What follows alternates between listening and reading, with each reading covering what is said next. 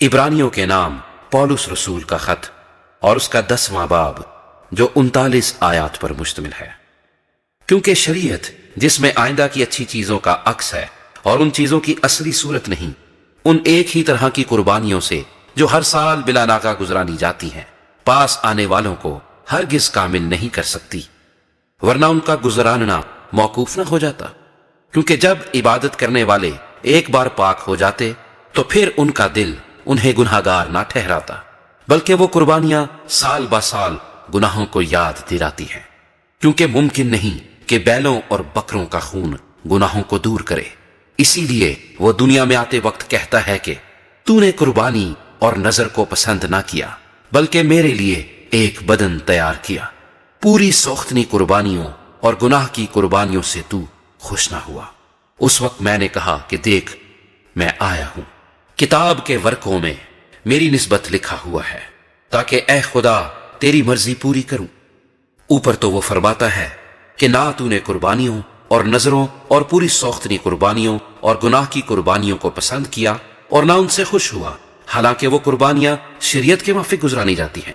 और फिर ये कहता है कि देख, मैं आया हूं ताकि तेरी मर्जी पूरी करूं।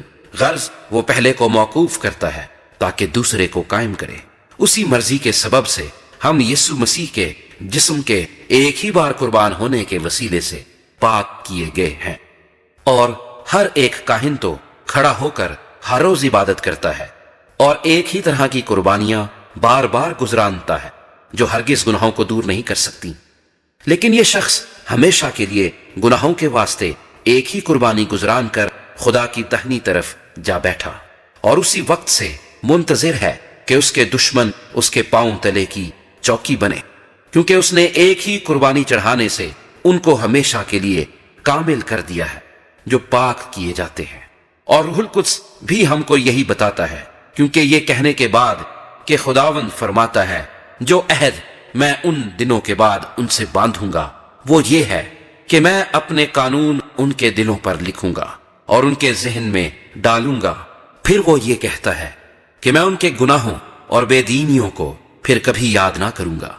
और जब इनकी माफी हो गई है तो फिर गुनाह की कुर्बानी नहीं रही। बस ए भाइयों, चूंकि हमें यीशु के खून के सबब से उस नई और जिंदा राह से पाक मकान में दाखिल होने की दलेरी है, जो उसने पर्दे यानी अपने जिस्म में से होकर हमारे वास्ते मखसूस की है। और चूंकि हमारा ऐसा बड़ा काहिन है जो खुदा के घर का मुख्तार है, तो आओ हम सच्चे दिल और पूरे ईमान के साथ और दिल के इल्जाम को दूर करने के लिए दिलों पर छींटे लेकर और बदन को साफ पानी से धुलवा कर खुदा के पास चलें और अपनी उम्मीद के इकरार को मजबूती से थामे रहें। क्योंकि जिसने वादा किया है वो सच्चा है, और मुहब्बत और नेक कामों की तरगीब देने के लिए एक दूसरे का लिहाज रखें और एक दूसरे के साथ जमा होने से बाज ना आए, जैसा बाज लोगों का दस्तूर है, बल्कि एक दूसरे को नसीहत करें। और जिस कदर उस दिन को नजदीक होते हुए देखते हो, उसी कदर ज्यादा किया करो। क्योंकि हक की पहचान हासिल करने के बाद अगर हम जानबूझकर गुनाह करें तो गुनाहों की कोई और कुर्बानी बाकी नहीं रही। हाँ, अदालत का एक होलनाक इंतजार और गजबनाक आतिश बाकी है जो मुखालिफों को खा लेगी। जब मूसा की शरीयत का ना मानने वाला 2 या 3 शख्सों की गवाही से बगैर रहम किए मारा जाता है, तो ख्याल करो कि वो शख्स किस कदर ज्यादा सजा के लायक ठहरेगा, जिसने खुदा के बेटे को पामाल किया और अहद के खून को जिससे वो पाक हुआ था नापाक जाना और फजल के रूह को बेइज्जत किया। क्योंकि उसे हम जानते हैं जिसने फरमाया कि इंतकाम लेना मेरा काम है, बदला मैं ही दूंगा। और फिर ये कि खुदावंद अपनी उम्मत की अदालत करेगा। जिंदा खुदा के हाथों में पड़ना होलनाक बात है।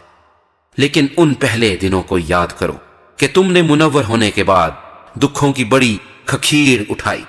कुछ तो यूं के लान तान और मुसीबतों के बाइस तुम्हारा तमाशा बना, और कुछ यूं कि तुम उनके शरीक हुए जिनके साथ ये बदसलूकी होती थी। चुनाचे तुमने कैदियों की हमदर्दी भी की और अपने माल का लुट जाना भी खुशी से मंजूर किया, ये जानकर कि तुम्हारे पास एक बेहतर और दायमी मिल्कियत है। बस अपनी दलेरी को हाथ से ना दो, इसलिए कि उसका बड़ा अजर है। क्योंकि तुम्हें सब्र करना जरूर है, ताकि खुदा की मर्जी पूरी करके वादा की हुई चीज हासिल करो। اور اب بہت ہی تھوڑی مدت باقی ہے کہ آنے والا آئے گا اور دیر نہ کرے گا، اور میرا راست باز بندہ ایمان سے جیتا رہے گا، اور اگر وہ ہٹے گا تو میرا دل اس سے خوش نہ ہوگا۔ لیکن ہم ہٹنے والے نہیں کہ ہلاک ہوں، بلکہ ایمان رکھنے والے ہیں کہ جان بچائیں۔